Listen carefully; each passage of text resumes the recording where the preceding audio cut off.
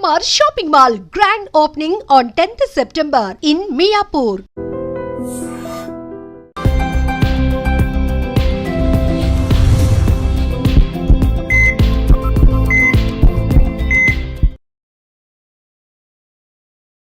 నమస్తే, welcome to healthy conversations with iDream media. నేను మీ Jhansi. So ఈ రోజు మనతో ఉన్నారు 40 ఏళ్లకు పైగా ఆయుర్వేద వైద్యంలో తనకంటూ ఒక ప్రత్యేక స్థానాన్ని ఏర్పరచుకున్న చిట్టుబొట్ల మధుసూదన్ శర్మ గారు. మరి వంటింటి చిట్కాలకు కేర్ ఆఫ్ అడ్రస్గా మనం చిట్టుబొట్ల శర్మ గారిని చెప్తూ ఉంటాము.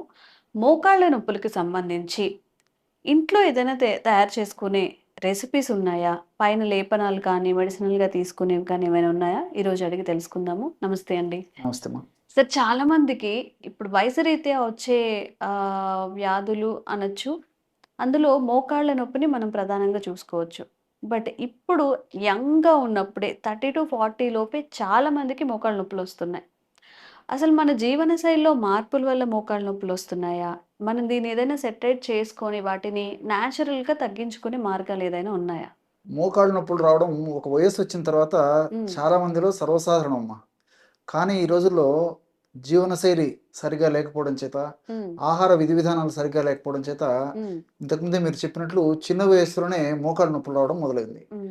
సో ఇంతింతై ఒటుడింతై అన్న చందాన హ్మ్. క్రమక్రమంగా ఇది పెరిగిపోతూ మరి చాలా అసౌకర్యంగా పరిణమిస్తూ అనారోగ్యాలకు కూడా ఇది కారణభూతం అవుతూ హ్మ్. చాలా ఇబ్బందికరమైనటువంటి జీవితాన్ని కొనసాగించవలసిన పరిస్థితి హ్మ్. క్రమక్రమంగా చాలా మందిలో ఎదురయ్యేటువంటి పరిస్థితి ఏర్పడి అవును. చివరికి మరి ఆపరేషన్స్ కూడా తప్పని పరిస్థితి ఏర్పడేటువంటి పరిస్థితి ఎక్కువ శాతం మందిలో కలుగుతుందమ్మా. అవును. దీనికి ఇంతకుముందే చెప్పినట్లు జీవన విధానాలు సరిగ్గా లేకపోవడం, అంటే హ్మ్. వ్యాయామరహితమైనటువంటి జీవితము, అదేవిధంగా fast foods, junk foods, bakery foods, ice creams, carbohydrates ఎక్కువగా ఉన్నటువంటి ఆహార పదార్థాలు తీసుకోవడము, వేళకు ఆహారం తీసుకోకపోవడము, సమయానికి సరిగ్గా నిద్రపోకపోవడము, మానసిక ఒత్తిళ్ళు ఒకటేమిటమా. సో కరుణ చావుకి ఎన్నో కారణాలు అన్నట్లు హ్మ్. మరి ఈ సమస్యకు కూడా ఎన్నో రకాల కారణాల వల్ల ఈ సమస్య రోజు రోజుకు ఎక్కువ శాతం మందిలో మరీ విపరీతంగా కనిపిస్తోందమ్మా. అవును. హ్మ్. దీనికి అవగాహన లేకపోవడం చేత, ఆరోగ్య స్పృహ సరిగ్గా లేకపోవడం చేత, మరి ఎవరికి ఇష్టానుసారంగా వాళ్ళు ఇష్టానుసారంగా హ్మ్. వాళ్ళకి ఇష్టం వచ్చినట్లు హ్మ్. పప్రిమెంట్ లాగా ఈ మెడికల్ షాప్‌లో దొరికేటువంటి పెయిన్ కిల్లర్స్ వాడి తాత్కాలికంగా ఆ యొక్క సమస్య నుంచి బయటపడినప్పటికీ ఎన్నో రకాలైనటువంటి కొత్త కొత్త రుగ్మతలకు కూడా బారిన పడేటువంటి అవకాశం ఏర్పడుతుందమ్మా. హ్మ్. ఈ నేపథ్యంలో చక్కటి ఆరోగ్య అవగాహన కలిగి ఉండి, ఆరోగ్య స్పృహను పెంపొందించుకొని, ప్రకృతిలో లభించేటువంటి చక్కటి ఔషధాలను మనం సద్వినియోగం చేసుకున్నట్లయితే హ్మ్. అన్ని సైడ్ బెనిఫిట్స్‌తోనే ఆ యొక్క సమస్య నుంచి బయటపడొచ్చమ్మా. ఓకే. సో, ఇంతకుముందు గూడా గత కొన్ని వీడియోల్లో గూడా హ్మ్. అన్నీ అనుభవపూర్వకమైనటువంటి ఫార్ములాస్ చెప్పడం జరిగిందమ్మా. హ్మ్. ఎంతోమంది వాడి ఫలితాలను పొందిన తర్వాతనే ఆ ఫీడ్‌బ్యాకే మన ప్రేక్షకులకు తెలియజేయడం జరిగింది. హ్మ్. అలాంటి మరొక చక్కటి సింపుల్ రెమెడీ, అందరికి అందుబాటులో ఉన్నటువంటి రెమెడీ, హ్మ్. ఈజీగా తయారు చేసుకునేటువంటి రెమెడీ, ఈజీగా వాడుకునేటువంటి రెమెడీ, ఈజీగా రిజల్ట్ కూడా వచ్చేటువంటి రెమెడీ చెప్తాను చూడండమ్మా. ఓకే. సో, నల్ల నువ్వులమ్మా. నల్ల నువ్వులు. నల్ల నువ్వులను హ్మ్. కాస్త వేయించేసేసి హ్మ్. మిక్సీలో వేసేసి బాగా కలిపిన తర్వాత ఆ యొక్క చూర్ణంలాగా తయారైనటువంటి ఔషధాన్ని ఒక 50 గ్రాములు తీసుకోవాలి. హ్మ్.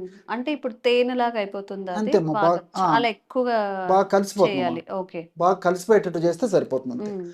బరక చూర్ణం అంటారమ్మా దాన్ని. హ్మ్. హ్మ్. బరకగా చూర్ణం. హ్మ్. అంటే అదంతా మిక్స్ అయిపోతే సరిపోతుంది. ఓకే. సో, ఒకవేళ నల్ల నువ్వులు సమయానికి దొరకకపోతే హ్మ్. ప్రత్యామ్నాయంగా తెల్ల నువ్వులైనా వాడుకోవచ్చమ్మా. హ్మ్.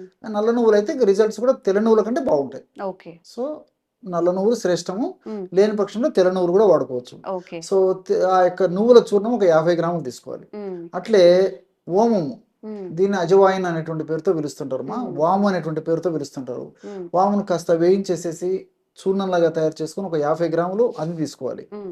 అట్లే శొంఠి చూర్ణం అమ్మా. హ్మ్. శోధించేటువంటి శొంఠి చూర్ణం.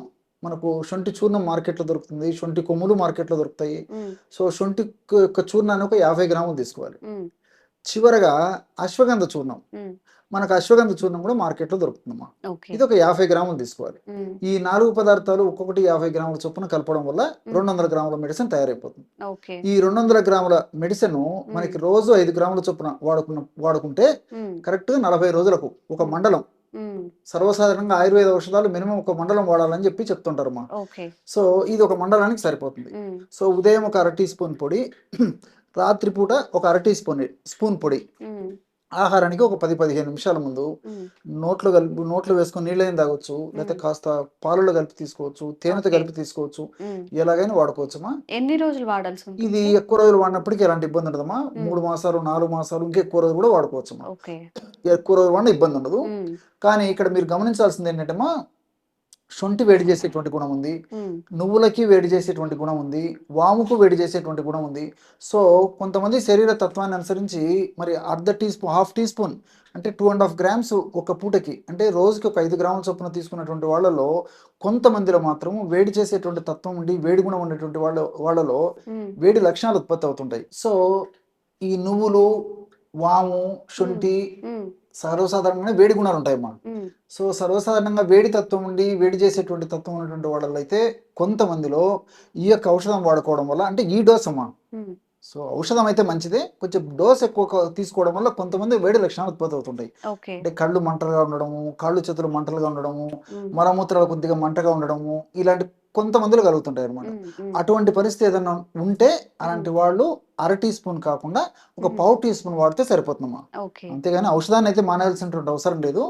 అటువంటి లక్షణాలు ఏదన్నా వచ్చేటువంటి సూచన నుండి వచ్చినట్లయితే మరి ఆ యొక్క ఔషధాన్ని డోస్ తగ్గించుకొని వాడుకోవడం వల్ల ఎలాంటి ఇబ్బంది ఉండదు. 40 రోజుల మెడిసిన్ మరి ఇంచుమించు 80 రోజుల దాకా కూడా వాడుకోవచ్చు.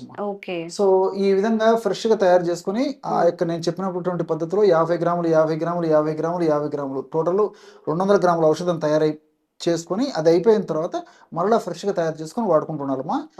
దీర్ఘకాలం పాటు వాడినప్పటికీ అన్నీ మనకు సైడ్ బెనిఫిట్స్ ఉంటాయమ్మా. ఉదాహరణకి నువ్వుల్లో ఉన్నటువంటి లిగ్నాను ఇలాంటి ఔషధాలు కూడా ఇలాంటి రసాయన పదార్థాలు కూడా ప్రత్యక్షంగా పరోక్షంగా మోకాళ్ళలో గుజ్జు త్వరగా అరిగిపోకుండా, మోకాళ్ళలో గుజ్జు బాగా ఉత్పత్తి అయ్యేందుకు, అదేవిధంగా మోకాళ్ళలో గుజ్జు సక్రమంగా పనిచేసేందుకు చాలా చక్కగా ఉపయోగపడేటువంటి పరిస్థితి ఈ లిగ్నాన్స్ వల్ల కలుగుతుంటుందమ్మా. అదేవిధంగా శొంఠిలో షాగోలు, జింజరాలు అనేటువంటి రసాయన పదార్థాలు కూడా నొప్పిని తగ్గించేందుకు చాలా అద్భుతంగా పనిచేస్తాయి. అంతేకాకుండా ఈ నొప్పి అనేటువంటి ప్రక్రియ జరిగేటప్పుడు ఆ నొప్పి అనేటువంటి ప్రక్రియ జరిగేటువంటి భాగంగా ఆ ప్రాంతంలో మోకాళ్ళ భాగంలో IL-2, అదేవిధంగా IL-2 తర్వాత ప్రోస్టాగ్లాండిన్స్ ఇలాంటివన్నీ అనేక రకాలైన రసాయన పదార్థాలు ఉత్పత్తి అవుతుంటాయమ్మా. ఇవన్నీ కూడా హానికారకమైన రసాయన పదార్థాలు. ఈ హానికారకమైన రసాయన పదార్థాల యొక్క ప్రభావం చేతనే నొప్పి, పోటు, సలుపు, బాధ ఇవన్నీ విపరీతంగా పెరిగిపోతుంటాయి అనమాట. మరి అలాంటి హానికారకమైన రసాయన పదార్థాల ఉత్పత్తిని తగ్గించేందుకు, ఉత్పత్తి అయినటువంటి రసాయన పదార్థాలను శక్తి రహితంగా నిర్వీర్యంగా చేసేందుకు కూడా శొంఠిలో ఉన్నటువంటి జింజరాలు, షాగోలు అనేటువంటి రసాయన పదార్థాలు ఉపయోగపడతాయమ్మా. అదేవిధంగా వాములో ఉన్నటువంటి థైమాలు, థైమక్విన్ అనేటువంటి రసాయన పదార్థాలు, అశ్వగంధలో ఉన్నటువంటి విథనాలు ఇలాంటి రసాయన పదార్థాలు ఇవన్నీ కూడా ప్రత్యక్షంగా పరోక్షంగా మోకాళ్ళ నొప్పులు తగ్గేందుకే కాకుండా మోకాళ్ళ భాగంలో చక్కటి రక్త సరఫరాను కలగజేసి, అదేవిధంగా చక్కటి పోషకాంశాలను అందజేసి, ఆ మోకాళ్ళ భాగంలోకి చక్కటి ఆక్సిజన్ అందజేసి, ఆ మోకాళ్ళ భాగంలో తయారైనటువంటి చెడు పదార్థాలంటే బయటకు తొలగించేందుకు కూడా చాలా చక్కగా ఉపయోగపడతాయి. కాబట్టి అన్ని రకాలుగా ఈ యొక్క ఔషధం వల్ల సైడ్ బెనిఫిట్స్ ఉంటాయమ్మా. ఓకే. సో చాలా ఈజీగా ఇంట్లో చేసుకునేది, అలాగే దానివల్ల హెల్త్ బెనిఫిట్స్ అంటే ఒక్కొక్క ఇంగ్రీడియంట్ వల్ల ఇంకా అదనపు హెల్త్ బెనిఫిట్సే కానీ సైడ్ ఎఫెక్ట్స్ ఎలాంటివి లేవు అని మధుసూదన్ గారు చెప్తున్నారు. కాబట్టి ఎవరికైనా కానీ సివియారిటీ అంటే ఎక్కువగా మోకాళ్ళ నొప్పిని ఫేస్ చేస్తున్న వాళ్ళు దీన్ని ఒక్కసారి ట్రై చేసి చూడండి. మీకు ఎలా అనిపించిందో కామెంట్ చేయండి. ఇంకెలాంటి వీడియోస్ మధుసూదన్ శర్మ గారితో మీరు తెలుసుకోవాలి అనుకుంటున్నారో మీ ఆరోగ్య సమస్యలను కామెంట్ చేయండి. తప్పకుండా వీడియో చేసే ప్రయత్నం చేస్తాం. Thank you so much sir. నమస్తే. And for more videos, please subscribe to iDream. Please subscribe to iDream. Please subscribe iDream. And please subscribe to iDream. For more videos, subscribe to iDream.